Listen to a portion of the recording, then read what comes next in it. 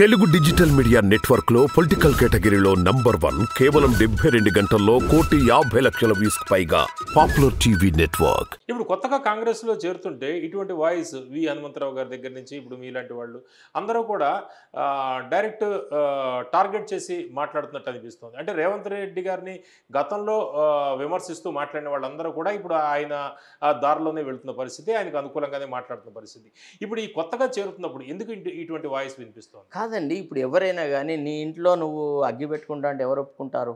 ఇప్పుడు మీరు అధికారం చెలాయించండి, you be your chief minister, you rule the state, we have no objection, మాకు దానికి మీద అభ్యంతరం లేదు. కానీ నువ్వు పార్టీని సర్వనాశనం చేస్తా అంటే మాత్రం అభ్యంతరం పడతాం. తప్పకుండా కార్యకర్తలుగా మేము మాట్లాడకపోతే, ఇప్పుడు మొన్నటి వరకు మేము పోయి ప్రచారం చేసినప్పుడు దాదాపుగా 5 నియోజకవర్గాలలో నాకు నా ఓన్ వేలో కాలికి బల్పం కట్టుకొని తిరిగినాను. ఇప్పుడు అదే ప్రజలకు నేను ఏమని సమాధానాలు చెప్పాలండి? ఏ ఇసుక దొంగలు ఆనాడు టీఆర్ఎస్ నేతృత్వంలో చేశారో వాళ్ళే ఇప్పుడు రాజ్యం వెళుతుంటే వాళ్ళు మనల్ని ప్రశ్నలు వేస్తుంటే మేము ఏం చేయాలి? నేను మీకు ఒక చిన్న ఇది చూపెడతానండి. ఒక ధరణి పీడితులకు సంబంధించి ఒక చిన్న ఈవెంట్ మీకు చూపెడతాను. Just you bear with me.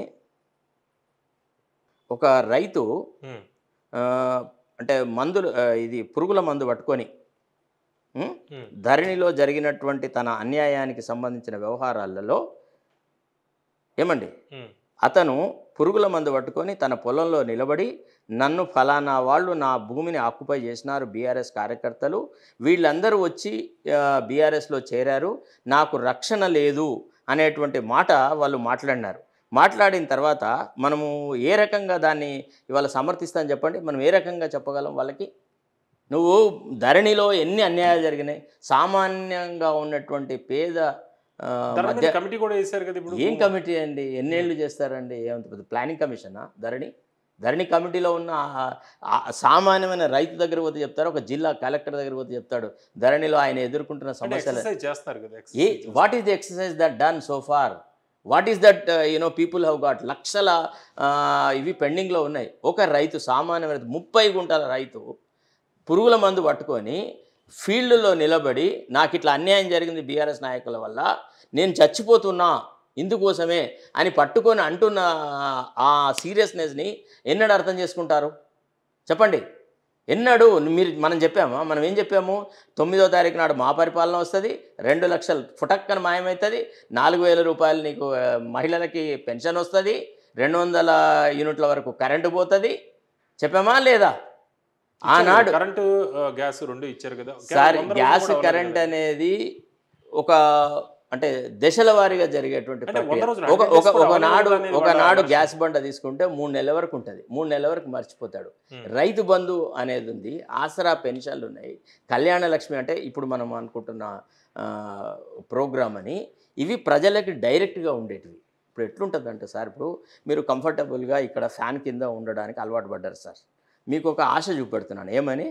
మీరు మా దగ్గరికి వస్తే మేము మీకు ఏసీ పెడతామంటాం అని తీసుకెళ్ళి వేరే రూమ్లో కూర్చునబెట్టి, నువ్వు అక్కడ ఫ్యాన్ కూడా వేయకుంటే మీరేమనుకుంటారండి? మీరేమనుకుంటారు? అరే నిన్నటి వరకు నాకున్న ఈ వసతులన్నీ ఒకటేసారి మాయమైనవి అంటే కేసీఆర్ ఏదైతే ఆరోపణ చేసినాడో, ఏమని వీళ్ళు వస్తే అన్నీ పోతాయి అనేటువంటి ఆరోపణ నిజమే అనేటువంటి విషయం పర్కలేట్ అవుతుందా లేదా?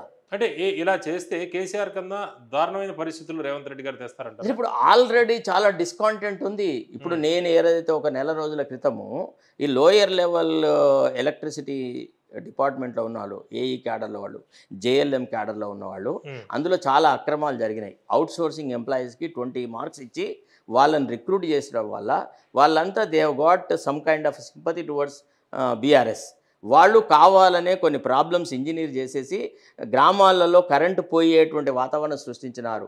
ఎవరైతే రైతులు అరే మాకు కరెంట్ రావట్లేదని అడగడానికి ఎవరిపోతే బూతులు తిట్టినారు. ఈ విషయాన్ని మేము ఇప్పుడు సోషల్ మీడియాలో చెప్పినామో, రేవంత్ రెడ్డి గారు ఒక రివ్యూ పెట్టేసేసి అందరికీ వార్నింగ్ ఇచ్చినాడు. ఇప్పుడు ఆ సమస్యను కొంతవరకు అటెండ్ అయినాడు. అట్లాంటివి వేరే విషయాలు కూడా ఉంటాయి కదా. నేను అనేది ఏంటంటే, మనము ఇప్పుడు దేని మీద అయితే కాన్సన్ట్రేట్ చేయాలో దాన్ని వదిలెట్టేసేసి ఆ పార్టీలో చెత్తను ఈ పార్టీలో చెత్తను పార్టీలో చేర్చుకుంటే ఏం లాభం అండి? దానివల్ల ఏం ప్రయోజనం చెప్పండి? తర్వాత ఈ వలసవాదులు ఉన్నారా లేదా, వీళ్ళకు ఒక మొరాలిటీ ఉండదు. ఎట్లయితే వాళ్ళు నిర్దాక్షిణ్యంగా బీఆర్ఎస్ పార్టీని వదిలెట్టినారో, రేపు కాంగ్రెస్కు పరిస్థితి బాగాలేకుండా వీళ్ళు అట్టనే వెళ్ళిపోతారు. ఏమండి ఎలక్ట్ అయిన ఎమ్మెల్యేలే బీఆర్ఎస్కి ఒక కూరగాయలాగా అమ్ముడుపోయినప్పుడు, ఒక సంతలో పశువులాగా అమ్ముడుపోయినప్పుడు ఈ రకంగా అవకాశవాదంతో పార్టీలు చేరే వాళ్ళు వీళ్ళ నిజాయితీ ఏంటిది? వీళ్ళ కమిట్మెంట్ టువర్డ్స్ కాంగ్రెస్ ఐడియాలజీ ఏంది? వీళ్ళు ఏమైనా చేరేటప్పుడు నేను రాహుల్ గాంధీ యొక్క నాయకత్వానికి అట్రాక్ట్ అయినా అంటున్నారా? సోనియా గాంధీ చేసి సాక్రిఫైస్ చేసేసి తెలంగాణ ఇచ్చింది కాబట్టి ఆ అమ్మకు నేను రుణం తీర్చుకోవడానికని నేను కాంగ్రెస్ పార్టీలో చేరుతా అంటున్నారా? లేకపోతే కాంగ్రెస్ యొక్క మేనిఫెస్టో నాకు బాగా నచ్చింది కాబట్టి నేను చేరుతా అన్నారా? ఏమనట్లేదే, వాళ్ళు ఎవరు ఏమనట్లేదు. బీఆర్ఎస్ని తిట్టి మా పార్టీలో చేరుతున్నారు. So what is the criterion for joining them? ఏమండి మీరు 1983లో 82లో ఎప్పుడైతే ఎన్టీ రామారావు తెలుగుదేశం పార్టీ పెట్టినాడో అప్పుడు చాలామంది నాయకులు తెలుగుదేశం పార్టీలో చేరాలన్నారు. అప్పుడు కొంతమంది సీనియర్స్ ఎవరు టీడీపీలో ఉన్నవాళ్ళు ఎవరిని పడితే వాళ్ళని విచ్చలవిడిగా చేరుకోవడానికి వీలేదు. ఒక నియమావళి పెట్టినాడు. నియమావళి పెట్టి ఎవరైనా మా పార్టీలో చేరాలనుకుంటే మీరు ఆల్రెడీ ఉన్న పదవికి రాజీనామా చేసి వచ్చి మా పార్టీలో చేరండి, అట్లయితేనే ఓకే అన్నారు. ఫస్ట్ భీష్మదేవ్, సి నారాయణ అనే ఇద్దరు ఎమ్మెల్యేలు, కాంగ్రెస్ ఎమ్మెల్యేలు తెలుగుదేశం పార్టీలో చేరారు ఎన్టీ రామారావు సమక్షంలో. ఎప్పుడైతే ఎన్టీఆర్ ఈ నిబంధన పెట్టినాడో మీరు రాజీనామా చేసి చేరాలంటే ఆ 6 నెలలకు కూడా వాళ్ళు పదవిని కోల్పోవడం ఇష్టం లేక వాళ్ళిద్దరూ మళ్ళీ వాపస్ కాంగ్రెస్లోకి వెళ్ళిపోయినారు. మళ్ళీ కాంగ్రెస్లో చిత్తుగా ఓడిపోయినారు. అంటే నేను అనేది ఏమంటే ఒక ప్రాతిపదిక ఏర్పరచాలి. ఇప్పుడు పార్లమెంట్ ఎన్నికలప్పుడు మనము ఈ రకమైన చెత్తను చేర్చుకోవడం, ఇప్పుడైనా ఆ తర్వాత ఎన్నికల తర్వాతనైనా ఇట్లాంటి వాళ్ళని చేర్చుకోవడం వల్ల పార్టీకి ఎనలేని నష్టం జరుగుతుంది. ఏమండి ఈనాడు రేవంత్ రెడ్డి ఏమన్నా నాకు రైవలా? లేదా do I have an axe to grind in the issue? No, the interest is about the party. You have to some. ఇప్పుడు నువ్వు పెద్దగా లోకో పేరెంటీస్ అంటారు. పార్టీ అధ్యక్షుడు అంటే తండ్రి లాంటి పాత్ర పోషిస్తాడు. ఎవరైతే అన్నం అడగలేరు, ఎవరైతే బాధతో అట్లనే నశిస్తుంటారో అట్లాంటి వాడికి చేయుతనిచ్చినప్పుడు ఒక తండ్రిగా నీ దయార్ద్ర హృదయం ఏర్పడుతుంది తప్ప నువ్వు వేరే వాడిని పక్కింట్లోని మన ఇంట్లోకి పిలుచుకొచ్చేసేసి వాడికేమో బిస్కెట్లు బ్రెడ్ ఇస్తావు, నీ ఓన్ సొంత కొడుకులనేమో నువ్వు నెగ్లెక్ట్ చేస్తావంటే వాళ్ళు ఎట్లా రెస్పాండ్ అవుతారండి? ఇప్పుడు ఒక్కడిగా గెలవగలడా? ఇప్పుడు ఏ కాన్ఫిడెన్స్తో గారు ఇప్పుడు మీరు సూచన చేస్తున్నారు, ఇప్పుడు ఈ సూచనని పాటించి ఇతర పార్టీల నుంచి చేరికలను ఆపేస్తారనుకుంటున్నారా మీరు? నేను ఎప్పుడూ అనుకోలేదు. నేను ఎప్పుడూ ఆ రకమైనటువంటి ఊహలలో ఆలోచనల్లో లేను. ఇది ఎట్లుంటుందంటే కాంగ్రెస్లో ఒక లీడర్కి పార్టీ హైకమాండ్తో కనుక ఒకళ్ళ క్లోజ్ రిలేషన్షిప్ ఉండి వాళ్ళు పార్టీ హైకమాండ్ యొక్క ఆలోచన సరళికి ఇన్ఫ్లుయెన్స్ చేయగలిగితే వాళ్ళు ఇక్కడ ఏకపక్షంగానే ఉంటారు. వాళ్ళు రాష్ట్ర పార్టీని లైట్ తీసుకుంటూనే ఉంటారు. పక్కకుండే మంత్రులకు కూడా ఏం పెద్దగా గొప్పగా ఏం చెప్పేది ఉండదు. నాకు తెలిసి బట్టి విక్రమార్క గారు కానీ, లేకపోతే శ్రీధర్ బాబు గారు కానీ, లేకపోతే దామోదర్ రాజనరసింహ కానీ, లేకపోతే ఇతర మంత్రులు పొన్నం ప్రభాకర్ కానీ వీళ్ళు ఇవన్నీ హర్షిస్తారా? ఇట్లా ఎవరిని పడితే వాడిని చేర్చుకోవడాన్ని. వీళ్ళు ఎవరికి వ్యతిరేకంగా కొట్లాడారండి? చెప్పండి ఒక మాట. పొన్నం ప్రభాకర్ ఎవరికి అగెనిస్ట్గా కొట్లాడాడు? దామోదర్ రాజనరసింహ ఎవరికి అగెనిస్ట్గా కొట్లాడారు? వాళ్ళని తీసుకువచ్చి నువ్వు సడన్గా ఇక్కడ పెడితే నువ్వు అంటే indirectly what are you doing? Neelam మధుని తీసుకొచ్చి ఇక్కడ పెట్టినావు అంటే ఎవరైతే గతంలో కాంగ్రెస్ ఎమ్మెల్యేలకు కాంగ్రెస్ నాయకులకి కంట్లో నలుసుల్లాగా ఉన్నారో వాళ్ళని తీసుకొచ్చి కాంగ్రెస్ పార్టీలో పెట్టి వాళ్లకు నువ్వు ఆధిపత్యం ఇస్తే దాన్ని ఏ రకంగా ఈ నాయకులు అర్థం చేసుకుంటారు? How do you harmonize the system?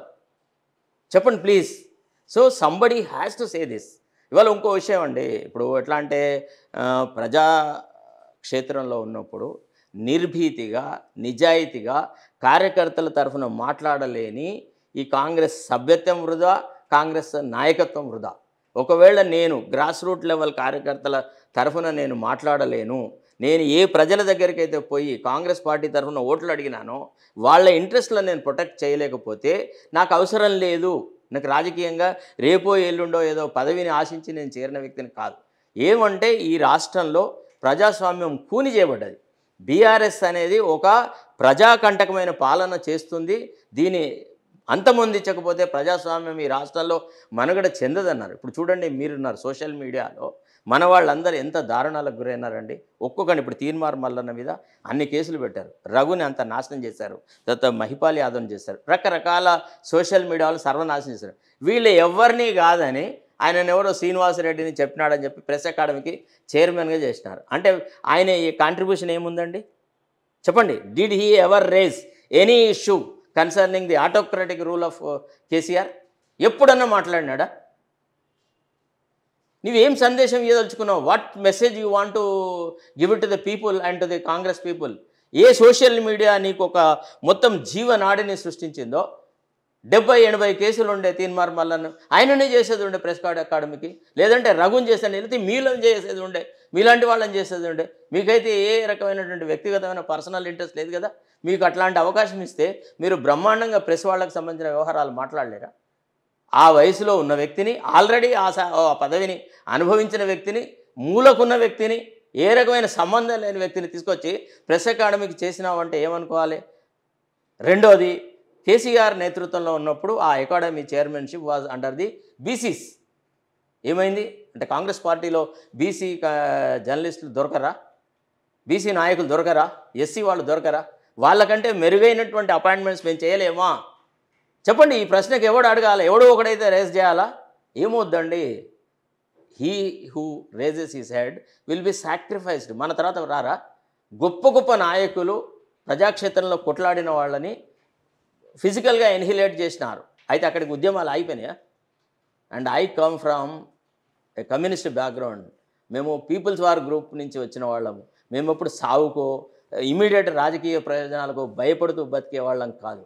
మేము అవసరం అనుకున్నప్పుడు గొంతెత్తుతాం, మమ్మల్ని మేము సాక్రిఫైస్ చేసుకుంటాం. We care 2 hoots for the political patronage. That is not our look. The point here is the way the administration is being run, it is not in keeping with the norms. అసలు రాహుల్ గాంధీ గారు చేస్తున్న వాదన ఏంది? Social justice పట్ల వారు express చేస్తున్న views ఏంది? మన రాష్ట్రంలో జరుగుతుంది ఏంది? ఎంతమంది బీసీలను మనం కట్టామండి? రేపటి పార్లమెంట్ ఎన్నికలలో ఎంతమందికి బీసీలకు మేము ఇస్తాం టికెట్లు అని చెప్పగలుగుతున్నారు? చెప్పండి ఒక మాట. అంటే మాట్లాడద్దా? బీసీల గురించి ఓన్లీ బీసీలు మాట్లాడాలా? ఓన్లీ ఎస్సీల గురించి మాట్లాడాలా? అంటే నీలాంటి ఎఫ్సీ ఎస్టీ ఉన్నత కులాల వాళ్ళు అసలు వాళ్ళ గురించి మాట్లాడద్దా? మన దేశ చరిత్రను కనుక మనం చూస్తే ఉమెన్ రైట్స్ కోసం కొట్లాడింది ఎవరండి? మగ నాయకులే కదా. రాజా రామ్మోహన్ రాయ్, కందుకూరి వీరేశలింగం పంతులు, వీళ్ళే కదా కొట్లాడింది. రిఫార్మర్స్ వాళ్ళే కదా. So when you adopt such a posture, of course ఇప్పుడు ఎట్లా ఏం చేస్తారు, సోషల్ మీడియాలో కొంతమందిని జమ చేసి పెట్టినారు. అంటే ఏదైనా ఒక నిష్కర్షగా ఒక డిస్కషన్ జరిగితే మీకు కొన్ని అట్రిబ్యూట్స్ చేస్తారు, నాకు కొన్ని మ్యాలిఫైడ్స్ అట్రిబ్యూట్ చేస్తారు, ఈ రకంగా చేస్తారు. అయితే ఏమవుతుందండి, ఇప్పుడు మబ్బు వస్తే సూర్యకాంతి కొంత తగ్గుతుంది, అంతేగాని సూర్యుడు మాయమైపోతాడా, నశించిపోతాడా? సో ప్రజాక్షేత్రంలో ఈ చర్చలు జరగాల్సిందే. కాంగ్రెస్ పార్టీలో ఎవరో ఒకటి ఈ చర్చ కనుక మొదలెట్టకపోతే కాంగ్రెస్ పార్టీలో చర్చలు జరగవు.